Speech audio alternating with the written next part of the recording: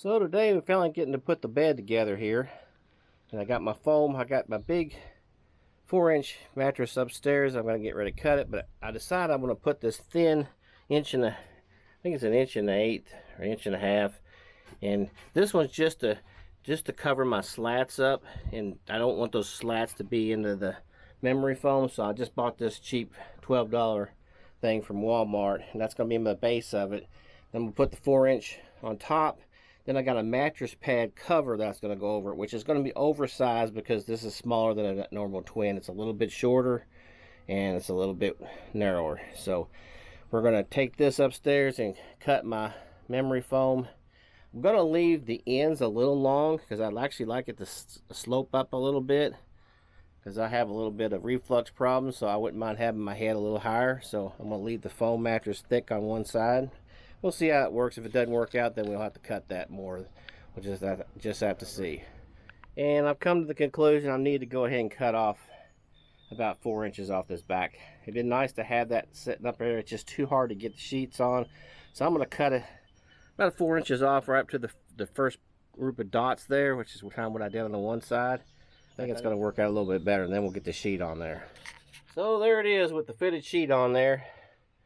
It was a bear to get on the several different mattresses. I got a pad on there, and also the fitted sheet.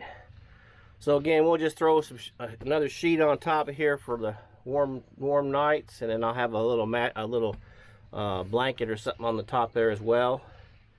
And we'll probably use one pillow, and I'll probably use a piece of foam to elevate my head a little bit down here on this end. So the next thing I gotta do is add these tables, and I'm gonna be working on those shortly. So we're putting these tables back here in the back. Got the fitted sheet and the bed on here together, and here is the frame that I built. It's a little bit weird looking, but I measured it up, and it's gonna hopefully fit right in this corner. And we'll see how we can get this in here now. There we go. Fits in. And so there's our shelf right there. We're going to end up tacking it in here in this corner and that corner over there, and that'll give us a nice sturdy shelf. We'll have to get a piece of board to put up on top there.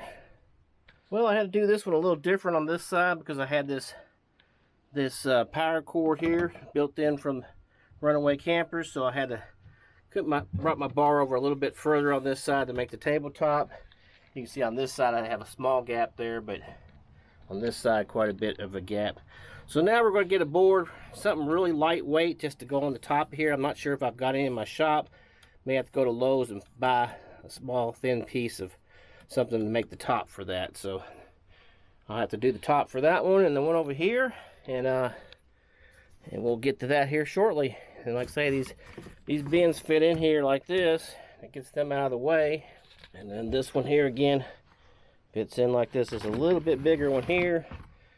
And again, we're going to have cooking in one of these. Probably other cooking supplies in the other one. Have a stove that sets up in here, and then a table that sets up in here. And there's our solar panel there. So this is what I'm going to use for the top of my shelves. Just a thin dry eraser board, chalkboard. Got this at Lowe's. Cost about 10 bucks. It's relatively thin and light. It's not very durable, but it's pretty much, I think it's going to work okay for my needs. And so now I got to go get my measurements. When I go in there to put my shelves on, I'm going to use my little brad nailer. Got little small ones in there. I guess they're about, I don't know, probably a quarter, maybe not quite ½ inch brads, I think, for those.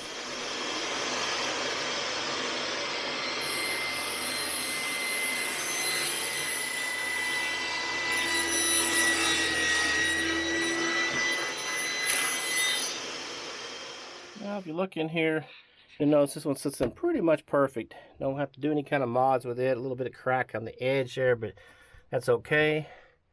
Now on this one here, I'm going to have to carve out my area for my actual power strip here. So we'll have to get a pencil and carve that out and use that on the scroll saw. So we're going to go ahead and get these tacked down. I'm going to put a few, probably about, I don't know, maybe 4 or 5 on here, because if I want to take those up, I can take them up pretty easy with this little brad nailer. But I'm just going to do that just to secure them.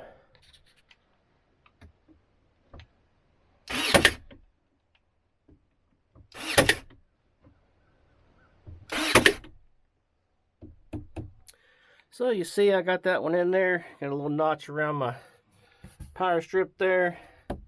That should work out pretty good for me. Like I say, this is going to be my bed here. I'll put the CPAP here on this table. And I'll have my jockery probably with me running that. And I'll probably just set it down in here. And then this one here just be an extra table to set some things on. Maybe a drink or two or whatever I have laying down. But I'll just have an extra table there. And that's pretty much finishes up this shelf part of this.